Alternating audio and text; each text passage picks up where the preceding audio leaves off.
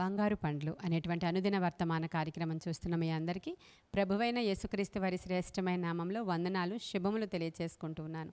ఈరోజు మనం ధ్యానం చేస్తున్నటువంటి మరొక దేవుని యొక్క ఉన్నతమైన నామము జెహోవా షమ్మా అనేటువంటి మాటని మనం ధ్యానం చేసుకోబోతున్నాం. లార్డ్ ఈజ్ దేర్ అనేటువంటి మాట.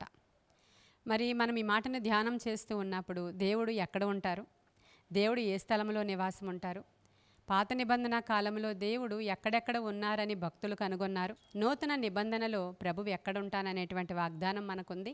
ఈ విషయాల్ని మనం ధ్యానం చేద్దాం. ఆదికాండంలో 28వ అధ్యాయము 10వ వచనంలో 10వ వచనం నుండి మనం చూస్తే యాకోబు ప్రయాణమై వెళ్ళిపోతున్నాడు. తన ప్రయాణంలో బెయర్షెబా నుండి బయలుదేరి హారాను వైపుకు వెళుతూ ఉన్నప్పుడు రాత్రి అయిపోయింది. అక్కడ ప్రొద్దు గ్రుంకినప్పుడు రాత్రి అయిపోయినప్పుడు తండ్రి ఇంటి దగ్గర నుంచి బయలుదేరి తన ప్రయాణమై వెళ్ళిపోతూ ఉన్నప్పుడు ఆ అరణ్య ప్రాంతంలో ఒక చోట రాయిని తలగడగా చేసుకొని ఆ రాత్రి అలసిపోయిన రీతి నిద్రపోదామని ప్రయత్నం చేస్తున్నటువంటి సందర్భంలో ఆయన నిద్రపోతూ ఉన్నప్పుడు ఆయనకు ఒక కల కలిగింది. ఆ కలలో అతను చూస్తున్నాడు, ఒక నిచ్చెన కనబడుతుంది. ఆ నిచ్చెన భూమి మీద నుంచి ఆకాశం వరకు ఉంది. ఆ నిచ్చెన భూమి మీద నుంచి దాని ఒక కొన భూమి మీద ఉంది, వేరొక కొన ఆకాశం మీద ఉంది. దేవదూతలు ఎక్కుతూ దిగుతూ ఉన్నారు ఆ నిచ్చెన మీద. ఆ నిచ్చెన పైన దేవుడు అక్కడి నుంచి కనబడి యాకోబుతో మాట్లాడుతున్నాడు. ఏమనంటే, అబ్రహాము దేవుడను నేను, ఇస్సాకు దేవుడను, మీ పితరుల దేవుడను నేను అని మాట్లాడుతూ, ఇప్పుడు నీవున్నటువంటి స్థలాన్ని నేను నీకు బహుమానంగా ఇస్తాను, నీ సంతానానికి నేను బహుమానంగా ఇస్తాను, నిన్ను విస్తరింపచేస్తాను, నేనే నీ తండ్రి దేవుణ్ణి, నీ తాత దేవుణ్ణి అన్నట్లుగా ఆయన మాట్లాడతారు అక్కడ. ఈ యొక్క దర్శనము లేదంటే యొక్క కళ అతను చూసినప్పుడు త్వరగా లేచి భయపడి ఆ రాయిని తీసి ఆ రాయి మీద నూనె పోసి నిశ్చయముగా దేవుడు ఈ స్థలములో ఉన్నాడు అనేటువంటి మాట అక్కడ ఉపయోగిస్తాడండి. జెహోవా షమ్మా అనేటువంటి మాట అక్కడే ఉపయోగిస్తున్నాడు. దానికి అర్థం ఏంటంటే దేవుడు ఈ స్థలములో ఉన్నాడు అనేటువంటి మాట. ఆ యొక్క రాయి మీద నూనె పోసి అతను దేవుని యొక్క సన్నిధిని అక్కడ అతను కనుగొన్నాడు. దేవుడు ఇక్కడ నిశ్చయముగా ఉన్నాడు అనే సత్యాన్ని అతను గ్రహించాడు, గమనించాడు, వాగ్దానం చేసుకుంటున్నాడు, మొక్కుబడి చేసుకుంటున్నాడు. అమ్మో, నిశ్చయముగా ఈ స్థలంలో దేవుడిని నేను కనుగొన్నాను అనుకున్నాడు ఆయన. యెహోవా షమ్మాగా దేవుడు అక్కడ అతనికి ప్రత్యక్షం అవడం మనం చూస్తూ ఉన్నాం.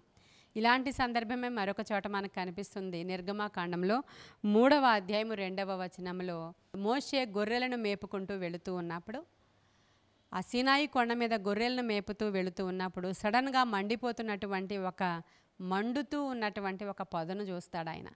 ఆ పొదను చూసినప్పుడు ఇదేంటి వింతగా ఉంది, పచ్చని పొద ఇలా కాలుతూ ఉంది అని చెప్పి మోషే దాన్ని చూద్దామని దాని దగ్గరగా వచ్చినప్పుడు ఆ స్థలంలో నుంచి దేవుడు మోషేతో మాట్లాడుతూ ఉన్నాడు. మోషే, నీ పాదాలకు ఉన్నటువంటి చెప్పులు విడిచిపెట్టిరా, ఎందుకంటే ఇది పరిశుద్ధ స్థలం. ఈ స్థలంలో నుంచి దేవుడు అతనితో మాట్లాడుతున్నాడు అనేటువంటి విషయం గ్రహించిన తరువాత చెప్పులు దూరంగా విడిచి సాగిలపడి నమస్కారం చేసి దేవుడు చెప్తున్నటువంటి మాటల్ని అతను విని అతను అనుకుంటున్నాడు, నిశ్చయముగా ఈ స్థలంలో దేవుడు ఉన్నాడని గ్రహించి ఆయన చెప్పులు అక్కడ విడిచిపెట్టి దేవుడు చెప్పిన ప్రతి మాటను వింటూ ఉన్నాడు. ఎలా అయితే ఇజ్రాయేలీలు వేరే దేశంలో చెరలో ఉండిపోయారో వారందరినీ విడిపించడానికి దేవుడు ఎలా మోషేను ఏర్పాటు చేసుకున్నాడో, దేవుని యొక్క ప్రణాళిక అంతా మోషేకి చెప్పినటువంటి ఆ యొక్క మండుచున్నటువంటి అగ్ని పొదగల స్థలము. యాకోబుతో దేవుడు మాట్లాడి ఆ జనరేషన్స్ వరకు ఏ విధంగా బ్లెస్ చేస్తాడో అవన్నీ కూడా నిచ్చెన పై కొన మీద నిలవబడి దేవుడు మాట్లాడినటువంటి స్థలము. అలాగే యెహెజ్కేలు గ్రంథంలో కూడా మనకు రాయబడి ఉంటుంది 48:35లో, యెహోవాయుండు స్థలమని నాట నుండి ఆ పట్టణమునకు పేరు అనేటువంటి మాట చూస్తాం మనం. అంటే దేవుడు ఉండేటువంటి స్థలము, దేవుడు నివసించేటువంటి స్థలము, ఈ స్థలములో దేవుడు ఉన్నాడు అనేటువంటి ఒక గుర్తింపు గల స్థలము, దేవుడు అక్కడ ఉన్నాడు అనేటువంటి ఒక నిశ్చయత కలిగినటువంటి స్థలాలు పాత నిబంధన కాలంలో కొన్ని స్థలాలను మనం కనుగొంటాం. వాటికే ఈ యొక్క జెహోవా షమ్మా అనేటువంటి పేరు. అయితే మనం నూతన నిబంధన దగ్గరికి వచ్చేటప్పటికల్లా మత్తయి సువార్త చూస్తాం మనం. మత్తయి సువార్త 18వ అధ్యాయం 20వ వచనంలో, ఎక్కడ 2-3 నా నామము పేరట కూడి ఉంటారో వారి మధ్యలో నేను ఉంటాను. హల్లెలూయా. చూడండి, నూతన నిబంధన దగ్గరికి వచ్చేటప్పటికల్లా ఎక్కడ 2-3 నా నామము పేరట కూడి ప్రార్థన చేస్తారో వారి మధ్యలో నిశ్చయముగా నేను ఉంటాను. ఎంత బాగుందండి ఇది. మనం ఎక్కడో అగ్ని పొద దగ్గరికి వెళ్ళక్కర్లేదు కదా, సినాయి కొండ దగ్గరికి వెళ్ళక్కర్లేదు కదా, యెరూషలేముకి వెళ్ళక్కర్లేదు కదా. ఏడుపుల గోడ దగ్గరికి వెళ్ళక్కర్లేదు కదా. ఎక్కడ ఉంటారంట ఆయన? ఎక్కడ ఇద్దరు ముగ్గురు ఆయన నామము పేరట కూడి ఉంటారో వారి దగ్గర ఆయన ఉంటారు. అవన్నీ యేసుక్రీస్తు ప్రభువారు తిరిగిన స్థలాలు. చూద్దాం అనుకుంటే అక్కడికి వెళ్ళొచ్చు, కానీ ప్రభువు అక్కడ ఉంటాడని కాదు. ఆయన ఎక్కడ ఉంటారంట అంటే, ఎక్కడ ఇద్దరు ముగ్గురు నా నామం పేరట కూడి ప్రార్థన చేస్తారో వారి మధ్యలో నేను నిశ్చయంగా ఉంటానంటారు. అలాగే కొరింథీయులకు రాసిన పత్రిక 6వ అధ్యాయం 19వ వచనంలో కూడా, మీరు దేవుని ఆలయమై ఉన్నారనియు దేవుని ఆత్మ మీలో నివాసం ఉంటుందని మీరు ఎరుగరా అనేటువంటి పదం మనందరికీ తెలిసిందే. మనలోనే ప్రభువు సన్నిధి ఉన్నారు. యెహోవా షమ్మా ఎక్కడున్నారు చెప్పండి? ఈరోజు నీలో నివాసం ఉంటున్నారు. నీవెక్కడికి వెళ్ళి సహవాసముగా ఇద్దరు ముగ్గురు కలిసి దేవుని నామం పేరట తండ్రి అని మొర్ర పెడతారో వారి మధ్యలో నిశ్చయముగా దేవుడు ఉంటారండి. కాబట్టి మరి మీరు ఎప్పుడైనా సరే అనుదినము కూడా కుటుంబ ప్రార్థనలు మానకుండా చేసుకుంటున్నారా? మీ ఇంట్లో ఇద్దరుగా ప్రార్థన చేయడం మొదలు పెడితే, భార్యాభర్త, తర్వాత బిడ్డలు, ఆ స్థలములో దేవుని యొక్క సన్నిధి యెహోవా షమ్మా అక్కడ ఉంటారు. ప్రియమైన దేవుని బిడ్డలారా, మీరు కుటుంబముగా ప్రార్థన చేసుకుని మీ ఇంట్లో బలిపీఠము కట్టుకున్నప్పుడు ప్రభువు అక్కడ నివాసం ఉంటారు. మీరు ఒంటరిగా కూర్చొని ప్రార్థన చేస్తూ ఉన్నప్పుడు ప్రభువు ఆ స్థలములో ఉంటారు. నీవు మందిరానికి వెళ్ళి సహవాసముగా కూడి ప్రార్థన చేస్తుంటే ఆ స్థలములో దేవుడు, దేవునితో పాటు దేవదూతల సమూహము దిగి వచ్చేస్తారు. ఒకవేళ ఇద్దరు కూర్చొని దేవుని యొక్క ఉన్నతమైన విషయాల గురించి మాట్లాడుకుంటూ ఉన్నప్పుడు, దేవుడు నీకు చేసిన మేళ్ళు ఉపకారాలు నీవు షేర్ చేసుకుంటూ ఉన్నప్పుడు, దేవుడు చేయబోయే అంశాల గురించి మీరు మాట్లాడుకుంటూ ఉన్నప్పుడు, వాక్యాన్ని ఇద్దరు ధ్యానం చేసుకుంటూ ఉన్నప్పుడు ఆయన చెవి యొగ్గి ఆలకిస్తారట. హల్లెలూయా! ఎంత బాగున్నాయి కదా ఈ పదాలన్నీ కూడా. సర్వశక్తిమంతుడైనటువంటి దేవుడు భూమి మీదకి వచ్చి ఇద్దరు మనుషుల దగ్గర నివాసం ఉంటాను అంటున్నారంటే ఎంత గొప్ప భాగ్యం అండి. ఆయన వచ్చి చెప్తున్నారు, యాకోబుకి ఎలాంటి ఆశీర్వాదం ఇచ్చి దర్శనమిచ్చారో, మోషేకి ఎలాంటి ఆశీర్వాదం ఇచ్చి దర్శనమిచ్చారో, ఈ దినానికి కూడా ప్రతి దినము దర్శనాల ద్వారా దేవుడు మనల్ని పోషిస్తూ ఉన్నాడు. మీరు చూస్తూ ఉంటారు యూట్యూబ్లో. మేము అనుదినము కూడా కొంతమందిగా గ్యాదర్ అయి ప్రార్థనలు చేస్తూ ఉంటాం. అనేకమైన దర్శనాల ద్వారా దేవుడు జరుగుతున్నటువంటి సందర్భాలు, జరగబోయేటువంటి విషయాలు, ప్రస్తుతం ఉన్నటువంటి ఏ అంశాల కొరకు మేము మొర్ర పెట్టాలో అనేటువంటి విషయాలు దర్శనాల ద్వారా చూపిస్తూ ఉంటారు. ప్రవచనాల ద్వారా మాట్లాడుతూ ఉంటారు. వాక్యము ద్వారా హెచ్చరిస్తూ ఉంటారు. ఆ విధముగా మేము పురికొల్పబడి దేవుని రాజ్య సంబంధీకులుగా, విజ్ఞాపనాకర్తలుగా, దేవుని యొక్క ముద్రలు కలిగిన వారముగా ప్రార్థనలు చేస్తూ ఉంటాం. అలాగే ప్రతి సంఘములో కూడా జరుగుతున్న ప్రార్థనలలో కూడా ప్రభు ఉంటారు. కానీ మనము శ్రద్ధ కలిగి చేయాలి ప్రార్థనలు. ఆయన వాగ్దానాలు నమ్మాలి మనం. ఆయన వాగ్దానాలు నమ్మినప్పుడు తప్పకుండా ఆయన యొక్క సన్నిధి మన మధ్యలో నిలబడుతుంది. యెహోవా షమ్మాగా మీకు ఆయన తోడుగా ఉంటారు. ఆయన తోడుగా ఉంటే వచ్చే ఆశీర్వాదాలు మీకు తెలుసు కదా.